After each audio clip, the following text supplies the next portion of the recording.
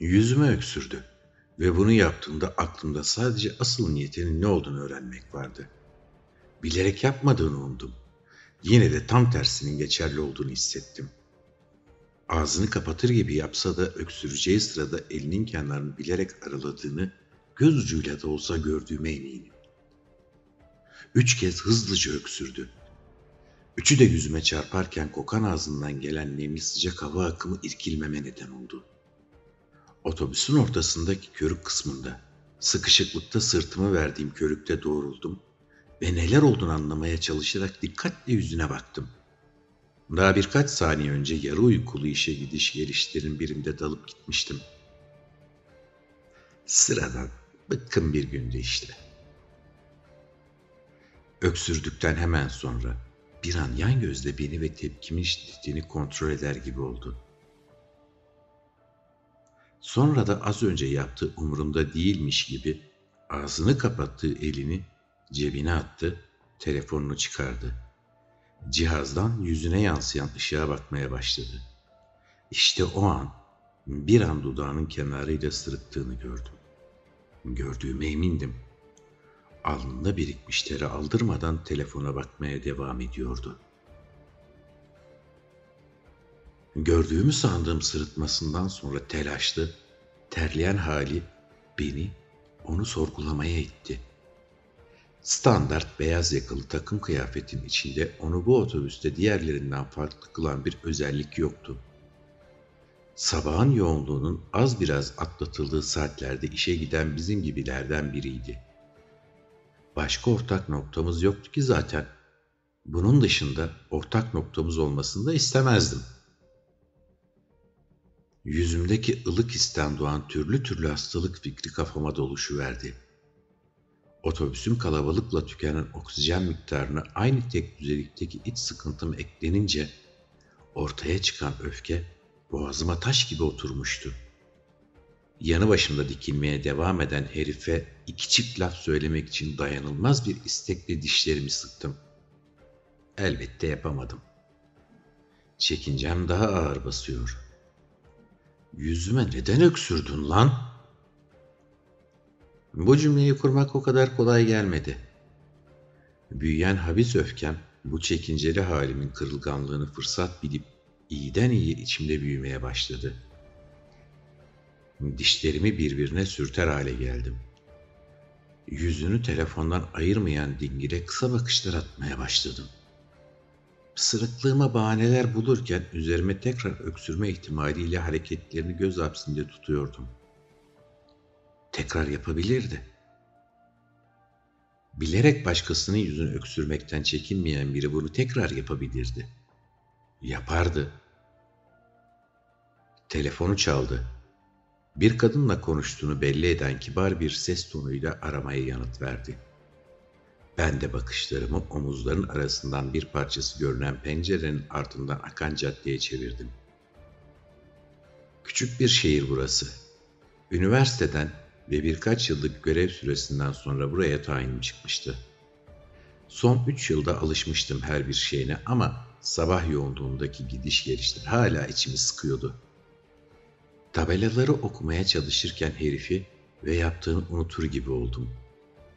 İleriki yıllarda bu küçük şehirden ayrılmam gerekirse nereye gitmeliyim? İhtimali üzerine standart düşüncelerime dalınca herif tamamen zihnimden eridi. Artık yanı başımda konuşsa da onu unutmuştum ki bu durum uzun sürmedi.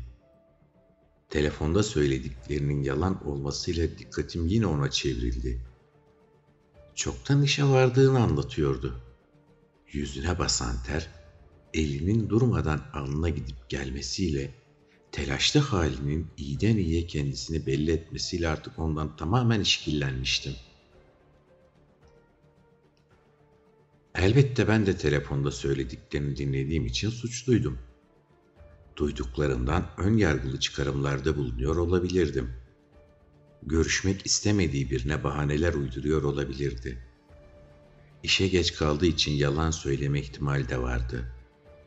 Basit bir konu hakkında yapılan bir konuşmayı mı büyütüyordum? Kim bilir? Ama hayır, yüzüme öksürmesinden çıkardıklarım ve kaybolduğunu sandıysam da kenarda hamle yapmayı bekleyen öfkem yüzünden ön yargının dibine vurmakta kendimi haklı görüyordum. Yüzüme istemeden ve farkında olmadan öksürdüğü fikri aralarda dolansa da öfkeyle düşünmeye devam edecektim. Bu arada umarım akşam tekrar görüşebiliriz. Yok, elbet eve geleceğim. Yani insan başına ne geleceğini bilemez ya. Telefonu kapatırken yüzünü kaplayan ter damlalarını boştaki elinin tersiyle sildi. Hareketleri tekinsizlik içindeydi. Kısa kesim saçların arasından sabah tıraş olmuş yüzüne akan her ter damlasıyla kötü niyetli düşüncelerin bana musallat olmasına neden oluyordu. Artık telaşlı bir ifade yüzünü ele geçirmişti. Gözlerimi dikmiş, her bir mimini takip ediyordum. Duraklar geçtikçe içerisi rahatlamaya başladı. Nefes almak kolaylaşmıştı. Telefonu elinde dışarıya dalmış adam birden cihaza hızla döndü ve rehberden seçtiği bir telefon numarasını aradı. Karşı tarafın açmasını beklerken kısacık da olsa bana yan gözle baktı. Bu sırada meşgul sesini ben bile duydum. Telaşı iyiden iyi artıyordu. Aynı acelecilikle büyük ihtimalle aynı numarayı tekrar aradı. Telefon kulağında beklerken bu kez göz göze geldik. Başta gerilip bakışlarımı üzerinden çektim. Sonra neden gerildiğimi anlam veremeyip tekrar gözlerimi ona diktim. İçimde o öksürük yüzünden biriken öfkeyi göstermek istiyordum. Gerçi gözlerimi dikebildiğime şaşırmadım da değil. Demiri tutan elini ağzına götürdü. Üzerine gittim diye beni tekrar öksürmekte mi tehdit ediyordu? Ağrıyormuş gibi boğazını okşadı. Hatta bir iki kere hırıltılı ses çıkarıp boğazındaki gıcığı gidermeye bile çalıştı. Hadi be! Adam kesinlikle hastaydı. Hastalıklı nefes fikri bu kez tüm gerçekliğiyle üzerime çullandı, yüzümde gezindi. Derimde, derimin altında, damarlarımda, hatta organlarımda ilerleyen yapışkan hisle titredim. Kokulu, iğrenç bir nefesin içime girdiğini, bedenimi ele geçirdiğini hayal ettim. Midem anında bulandı ve kusmak istedim. Ensemden yüzüme doğru ateş yayıldı. Bir tek öksürükle beni ele geçiren adamın tüm hastalığının endişesiyle neredeyse oracıkta bayılacaktım. Otobüs sarsılarak durdu. Şoförün ani freni yolcuları öne doğru savurmuştu. Yanımdaki demire tutunmayı başardım. Adam zaten tutunduğundan pek etkilenmedi. Bu ani gelişmeye pek derdi yoktu. Aradığı kimse açmamakta ısrarcıydı. Yolcuların söylenmesi arasında homurdanarak sıradaki durağa ilerleyen, otobüsün hengamesinde tek derdi birilerine ulaşmakta anlaşılan. Ekranda beliren klavyeye sertçe birkaç kere bastı ve yazdığı kelimeleri mesaj olarak gönderdikten sonra kapıya ilerledi. Durağa yaklaşmıştık ve onun durağı burasıydı. İşte o an içimde halledilmemiş bir meselenin çaresizliğinin kaldığını gördüm. Hastalığını bulaştırırken bunu bilerek yaptığını belli eden hareketlerine rağmen tek kelime dahi edememiştim. Ona öfkemi gösterememiştim. Durağa geldiğimizi otobüsün dışarı tıslayarak açılan kapısı haber verdi. Aşağı ağır hareketlerle inmesini izledim. İner inmez durdu. Telefonuna son kez baktı ve kapıya döndü. Bana bakıyordu. Bariz şekilde gözlerini gözlerime dikmişti. İşte biliyordum. Bir şekilde bana karşı garezi olan biriydi ve yüzüme bilerek öksürmüştü. Biliyordum. O adamdan nefret ettim. Endişeli bir ifade barındıran yüzüne baktıkça ondan tiksindim. Kapı kapanırken aramıza giren camın ardından kalan endişeli yüzde son gördüğüm, daha önce kırıntısını fark ettiğim sırıtışının tüm suratına yayılmasıydı. Otobüs hareket ederken yüzüme gülüyordu. O gülümsemeyle beni alt ettiğini söylüyor gibiydi. Yumruklarımı sıkmaktan ellerim bembeyaz kesilmişti. Dişlerim ağrıyordu. Baş belası herif suratıma bile isteye öksürmüş, beni dakikalarca iğrenmeyle öfke arasında gidip gelirken bırakıvermişti. Ona karşılık vermem şart olmuştu. Misilleme yapmalıydım. Otobüs hareketini hızlandırmış, duraktan uzaklaşmıştı ama kapıya atıldım. Bir sonraki durak uzak sayılmazdı. Orada inersem geriye dönerek ona yetişebilirdim. Yetişecek, yaptıklarını yanına bırakmayacaktım. Otobüs durdu. Kapısı kapanıp uzaklaşırken ardından baktım. Önceki durağa hızlı adımlarla dönerken yine türlü senaryolar oluşturuyordum. Onu sokak arasında yakalamak ve ağzını yüzünü dümdüz etmek bunların başında geliyordu. Sokağın ortasına yığacak, üzerine çöküp ardı arkası kesilmeyen yumruklarımla nefesim kesilene dek yüzüne vuracaktım.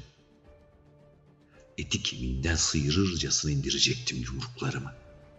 Hayalperest canımın vahşetiyle bana yaptıklarını ona acı çektirerek ödetme fikrimin yanında gerçekçi canım hemen ağır basıyordu.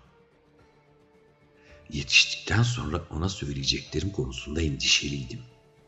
Yaptıklarını yüzüne bir bir vurarak onu pişman etmek için etkili cümleler bulmaya ve tekrarlamaya çalışıyordum. Gerçekliğimin eziklikten öte gidemediği ortadaydı. Korkak bir adamdım ben. Hesabımı bile kapatamıyordum. Peki o zaman ne diye koşar adım ardından gidiyor? Ona yetişmeye çalışıyordum ki. Kafamda bin bir türlü çelişki halle nefes nefese önceki durağa kısa sürede ulaşmayı başardım. Adamın girebileceği birkaç sokağı gözüme kestirdim. Hepsini kontrol etsem de onu bulamama ihtimalinin yüksek olduğunu fark edince rahatladığımı itiraf etmeliyim. Çok düşünmeden ortadaki dar ve karanlık, kimsenin yönelmediği ara sokağa girdim. Binaların hiçbirinin girişi bu sokağa bakmıyordu. Yüksek duvarlar güneş ışıklarını engellediğinden ortalık neredeyse karanlıktı. Biraz daha ilerleyince birkaç çöp konteynerinin durduğu alanın hemen ardındaki duvarı gördüm. İki bina bloğu arasındaki boşluktan meydana gelmiş bir çıkmaz sokakta olduğumu anladım. Geri dönüp diğer sokakları da kontrol etmeliydim. Arkamı dönmüştüm ki içimden bir ses konteynerların arkasına bakmamı söyledi. Orada benden saklanıyor olabilirdi. Başımı yere eğdim. Saçma sapan bir şekilde garip bir olaylar silsilesine çekilmiştim. Çekilmekle kalmamış, ne kadar çekinsem de üzerine gitmeyi başarmıştım. Şimdi de benden kaçtığını sandığım, kim olduğunu bile bilmediğim birini arıyordum. Saatime göz attım. İşe geç kalmıştım. Buna bile telaşlanmamış, sadece adamı bulmaya kendimi adamıştım. Bulursam ne yapacağımı bilemediğim halde hem de. Yaklaştıkça konteynerların kokusu daha da fazla hissediliyordu. Elimin tersiyle ağzımı ve burnumu kapadım. Yapabildiğim kadar yaklaşıp uzaktan göz atmakta amacım. Yerde yatan birine ait ayakların en öndeki konteynerin ardından çıktığını gördüm. Ardıma bile bakmadan oradan ayrılmam gerekiyordu. Polise, ambulansa, birilerine haber vermeliydim. Belki sadece kaçmalıydım. Heyecandan olsa gerek vücudum aşırı tepki gösterdi. Bacaklarım ağrıyor, sırtım terliyordu. Boğazım kurumuştu. Yavaşça boğazımı ovlayarak olduğum yerde kaldım ve ayakkabıların tabanına baktım. Ayaklardan biri seyirir gibi olunca çığlık atacak kadar kendimden geçtiğime inanamadım. Koku yüzünden ağzımı kapattığım elim sesin uzaklaşmasını engellememişti. İyiden iyiye paniklemiştim. Seyirme devam edince iyice yaklaştım ve yatanın kim olduğuna baktım. Oydu. O herifti karşımdaki. Birkaç seyirme dışında hareketsiz yatsa da ağzının oynadığını gördüm. Bir insanın gözlerinin bu kadar açılabileceğini bilmiyordum. Yukarı bakıyorlardı. Göz kapakları hareketsizdi. O sokaktan gitmek için geç kaldığımı anlamıştım. Yanına diz çöktüm. Ne yapmam gerektiği konusunda hiçbir fikrim yoktu. O sırada telefonum aklıma geldi. 112'yi tuşlarken adam başını yavaşça hareket ettirdi. Yüzünü bana çevirirken boğazından garip, derin bir inleme sesi yükseldi. Otobüsteyken sıradan birine ait olan yüzü, mordan siyaha dönen bir renk almıştı. Kasları gerilmiş hali de eklenince insan dışı bir görünüme bürünmüştü. Kocaman açılmış gözleri kan çanağının içinde kalmış gibiydi. Dahası yanaklarında tahrişe benzer yaralar olmuştu. Bu yaralardaki derinin gözeneklerinden kan damlaları süzülüp boynuna akıyordu.